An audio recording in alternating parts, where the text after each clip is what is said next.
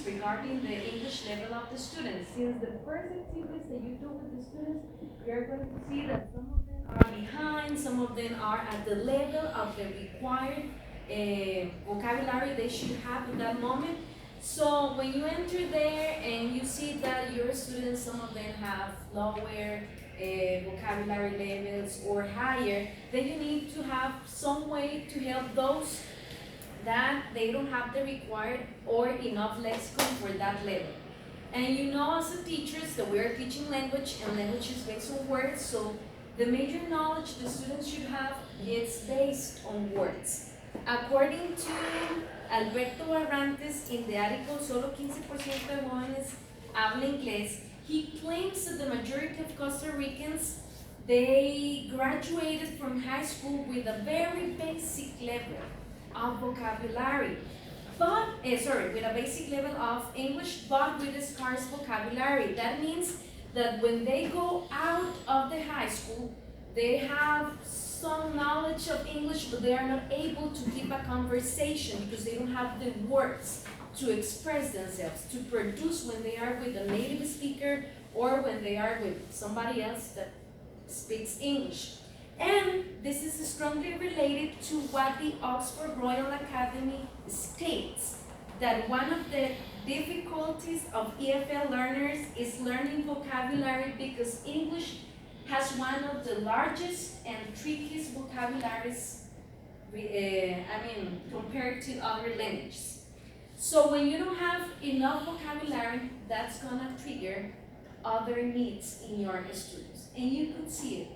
When you are in a class and you have the students working, you see that the ones that struggle to meet the objectives of the specific class you are teaching are the ones that they say, teacher, I don't know how to write this, I don't know how to say this. So you need to be constantly giving words to them so they can work at class. And of course that takes time, not only to the teacher, but also to the student who is in the activity, and they need to be looking for words, which is very different to the ones who have the words and they can work fluently.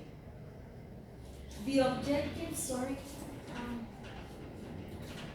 the objectives of this project were the general objective to help 7th grade students acquire vocabulary using morphology. The specific objectives to diagnose the students' level of vocabulary, to create morphology awareness, to provide activities to rehearse the morphology knowledge, and to evaluate the students' performance. Regarding the institutional background and the scope and limitations, the project was done in that institution, Centro Educativo Adventista de Costa Rica, which is located in Atillo 1. It has around 1,000 students, and it has an English department of 9 teachers. All of them work with the Keystone Pearson books, and one difference they have in the English department is that when they are in high school, they are divided according to levels. What doesn't happen in primary. So when they are in 7, 8, 9, 10, 11, they are divided in, let me remember, basic level of English and then intermediate level of English. So all of them are divided in that way. And in most of the cases, the ones that are in the basic are the new students that come to the institution, or the ones who were in the institution and they didn't have like expected performance to be in the intermediate level. The scope for this project was to intervene one of the groups with the morphology activities to create morphology awareness in the students. And some of the major limitations of the project were the time and the interference of the school activities, because I had a chronogram with all the activities I had to do, but then I remember there was a trip they had to go, so they were not there, and then there was a week of exams, so all of these activities interfered in the chronogram I had.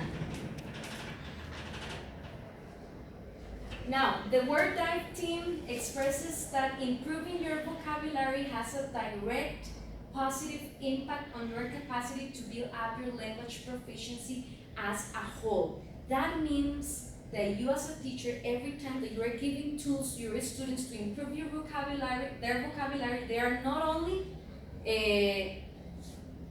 enriching that part, but they are also impacting the other skills, the listening skill, the speaking skill, the writing skill. So it's not that you are working isolated in one part of their learning, but that when you are doing that, you are impacting their whole, their English proficiency as a whole. And this is very supported by the linguist Paul Nation, who works at the University of Victoria, and his area of research is related to vocabulary learning. And he states that vocabulary is not an end itself because it enriches the other skills. And actually, there are many vocabulary instructions that we can use.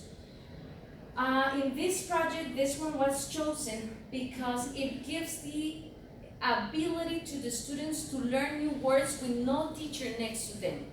Because when they remember the root words and everything, they can be independent learners, which in my case is one of the things that I consider essential in the learning, that the student can be learning by him or herself without having the teacher right there next to them. Later on, well, this is what I basically did with the students, explain the morphemes, which were the free, which were the bound, the base, and the affixes. And, well, I will explain that later, what I did with this. Then, regarding the methodology, this was a quantitative method because of the instruments. The type of investigation was quasi-experimental, the research approach inductive, and the variables were the morphology information, the independent, and the student's level of vocabulary, the dependent. The sample and population, the sample was 53 students, and the population was 97 grade students, and the instruments were a pre-test and a post-test. Well, this is the first graph representing the diagnostic analysis of 7A. As you could see, the majority of them are in the condition of deficient level of vocabulary. We have 2 students in poor and 1 in each of the conditions of regular, good, and outstanding. 7A has the condition I told you before, that they have the new students and all that, but this can be reflected in these graphs. They didn't have like the expected performance. Well, we were not expecting anything there.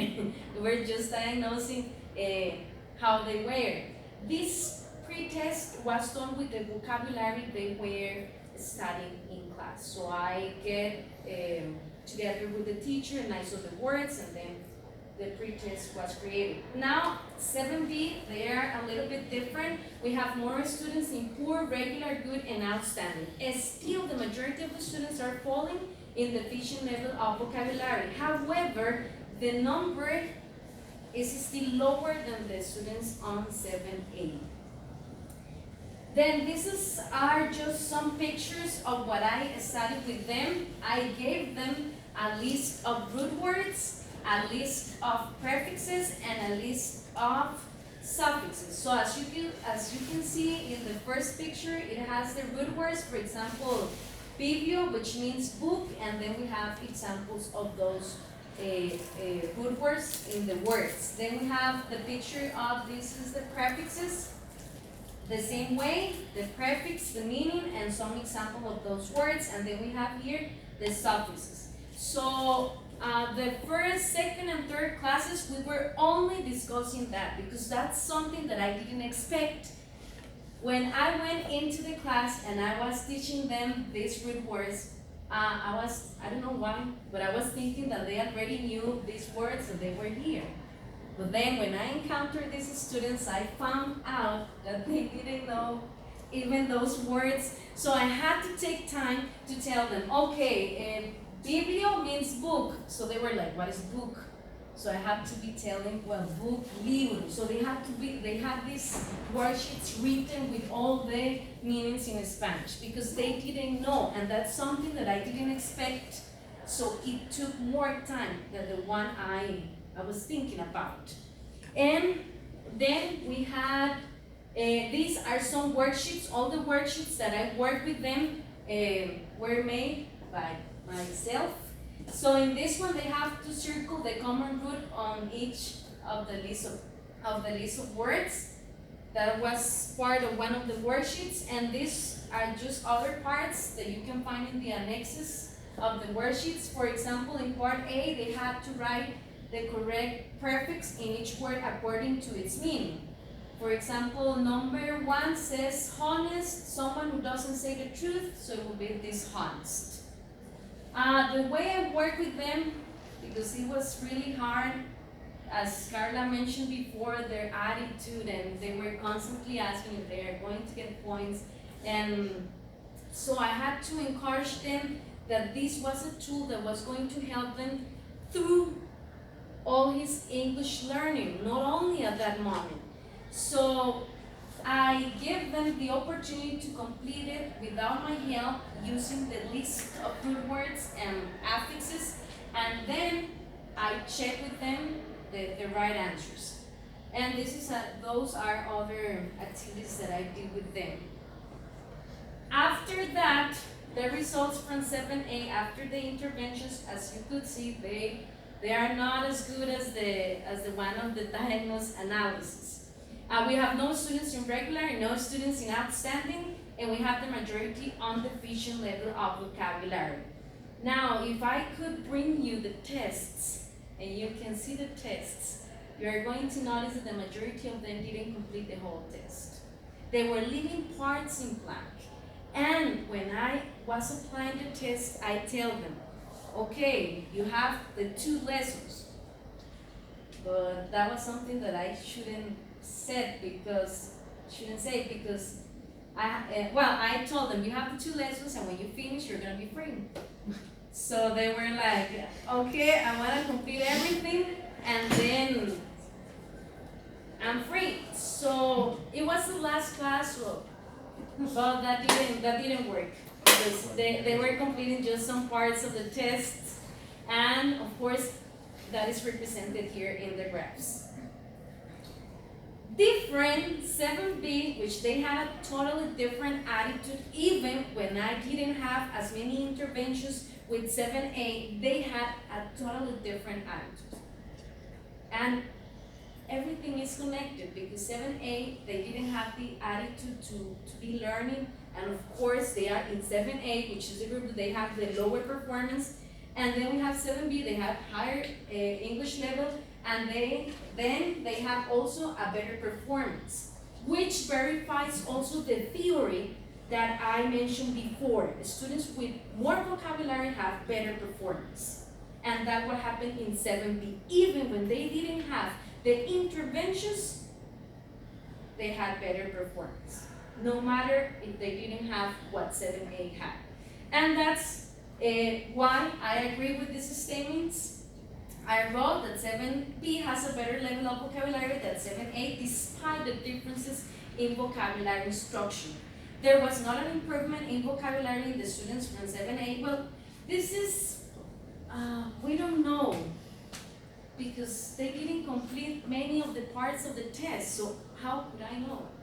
And even something that I didn't do, and it's to check if they completed. I just took the test, and then when I was at my classroom checking, I saw that they didn't complete. So, and number 3, the results for the 2 groups confirm the actual condition of them. 7B has a better level of English, and that was confirmed there. And from all this work, we can draw these conclusions. The first one is that morphology instruction must be used with other instruction strategies to foster its potential. Actually, through the literature, it is recommended that you do not focus in only one type of vocabulary instruction, that you can have more.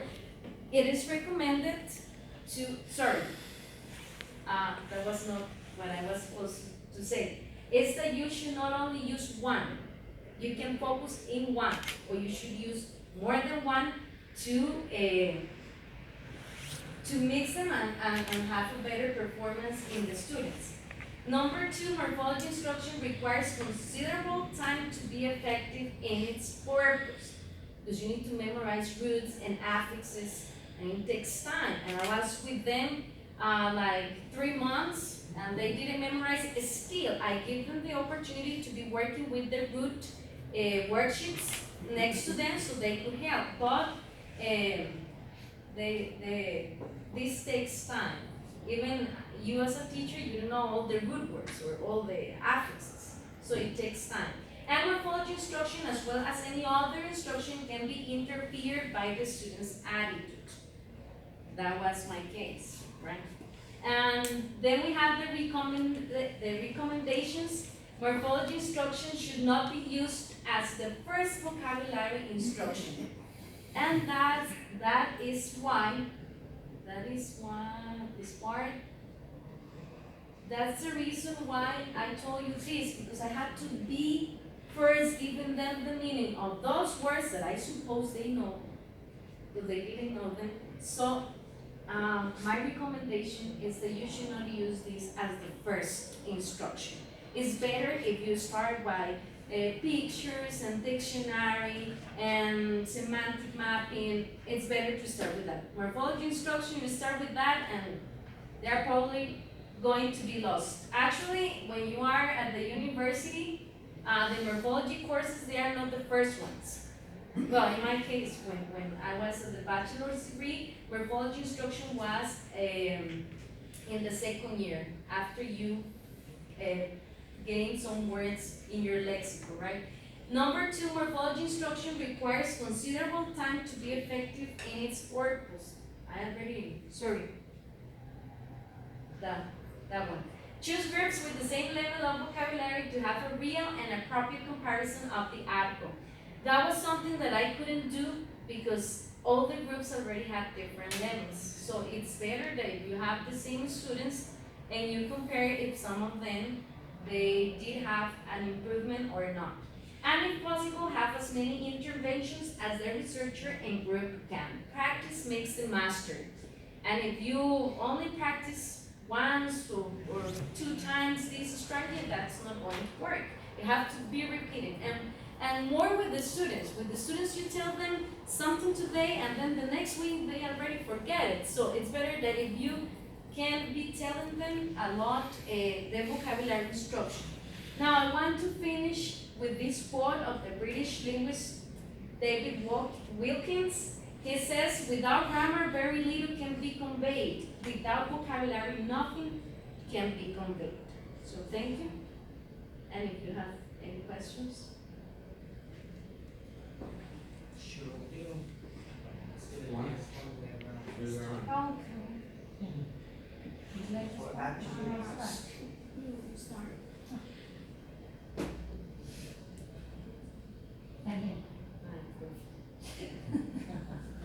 No, let's start by the beginning.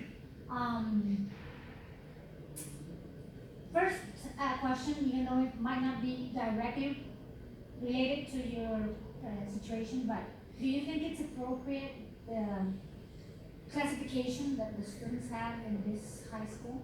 Should institutions separate the beginners from the intermediate, or is it better to have a mix in order to have some sort of interaction among them that could benefit those who are farther along?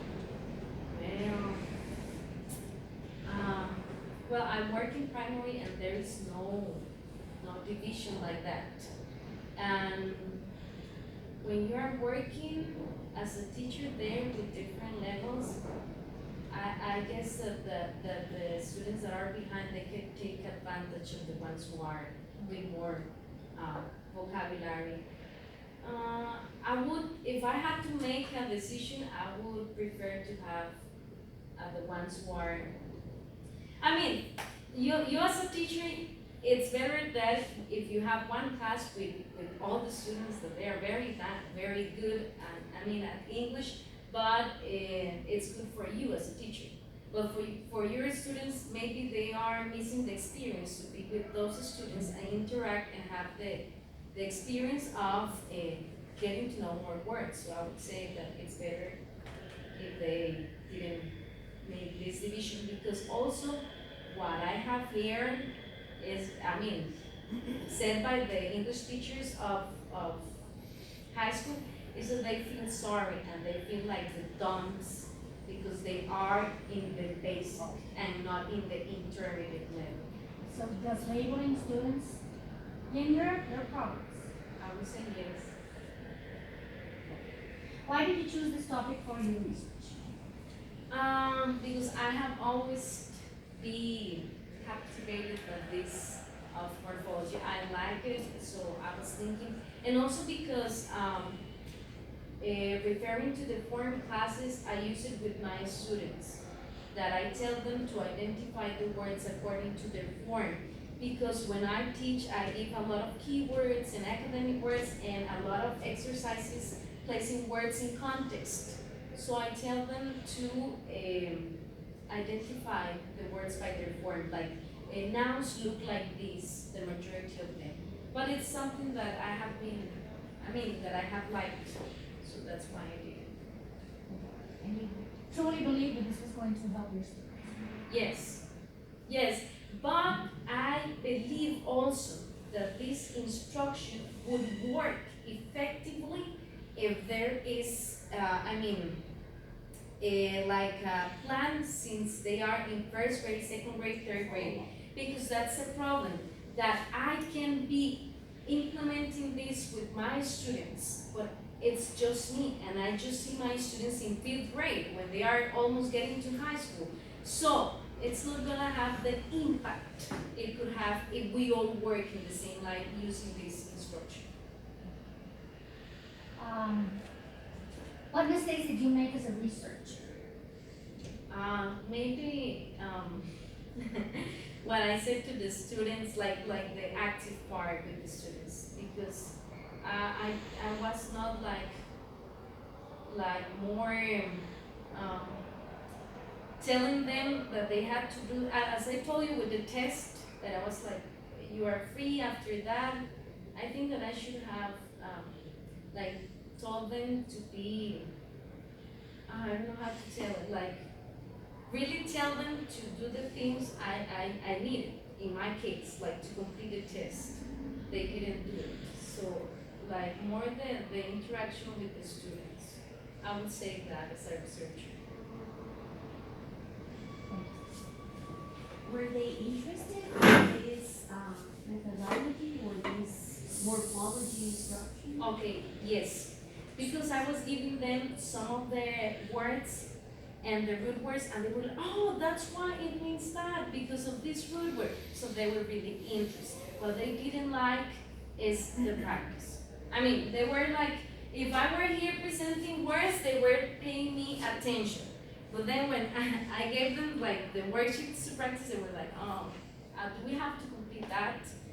But when I was presenting the topic of morphology and the root words, they were paying attention.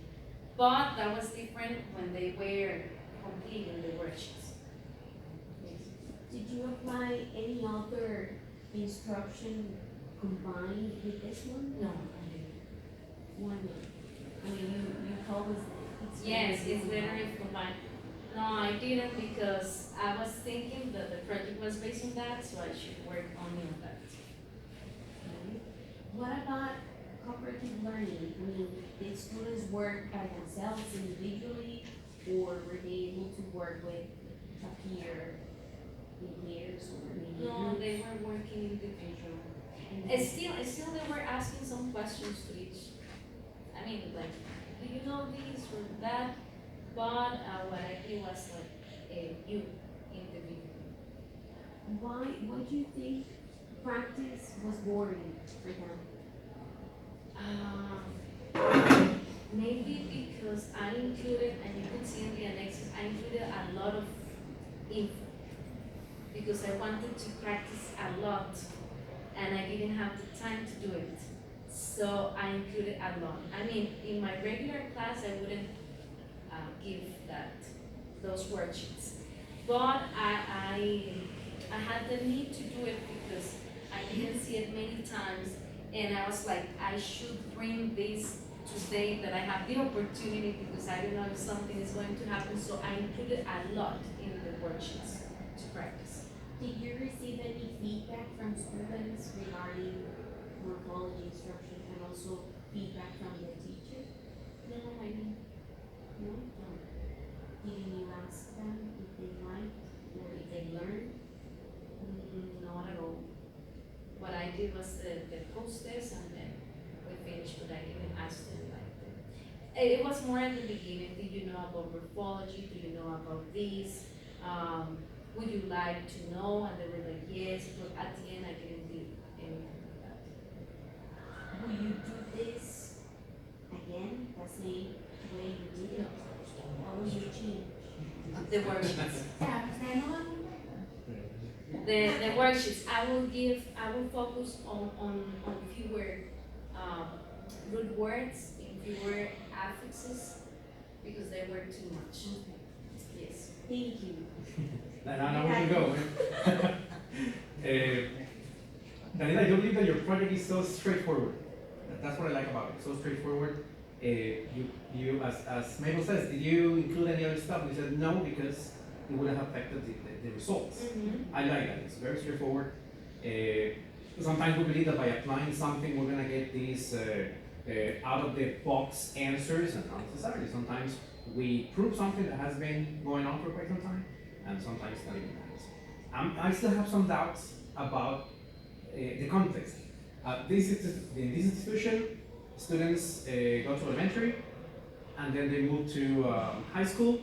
They have received language training during their elementary.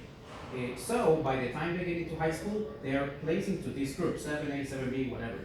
If I'm a student, who has not been part of this system, and I have the age for 7th grade, that doesn't mean that I'm gonna get the same language course as the rest.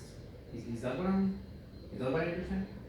I mean, you said that they are placed into beginners and intermediate, right? Yes. So if I have been part of the institution, No, they test it first. They have an exam. okay, And they have an exam, and still they have an English course. And after the English course, they test again to see if you still go to the basic or you go to intermediate. So they test, and then they decide. A, beginners, and B, intermediate students. 7A is beginners. Yes. That's the way it is, right? Yes, 7B. yes. Okay, Yes. okay. So when you say that there are differences between the groups, I mean the differences respond to that classification. I mean I'm Yes, writing yes, students yes, yes, yes. there. It's not something like I don't know. I work in Figueres. And in Figueres, 7th graders are organized geographically. Okay. No. So it's not like that. No, it's not like that. It's just their level. Okay. Their level. It's And language level. actually, the sixth grade teacher talks with the high school.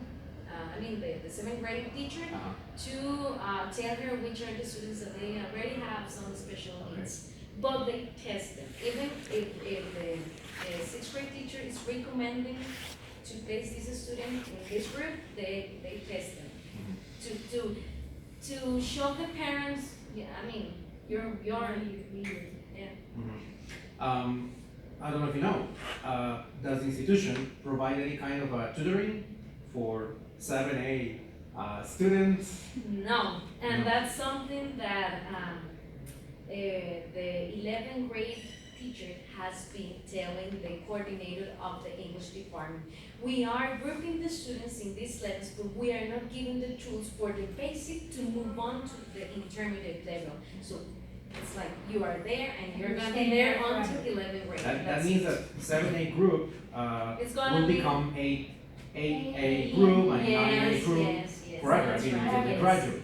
Yes. They Yes. want mix up as I was saying, right? The benefit of having some exchanges, language exchanges or interactions with other students. They will remain the same. Yes, Until that's graduation. something that if you have the 10 and 11th grade teacher, she's gonna be like, because she has been telling that What's the purpose on having some students graduated from the same high school with a better level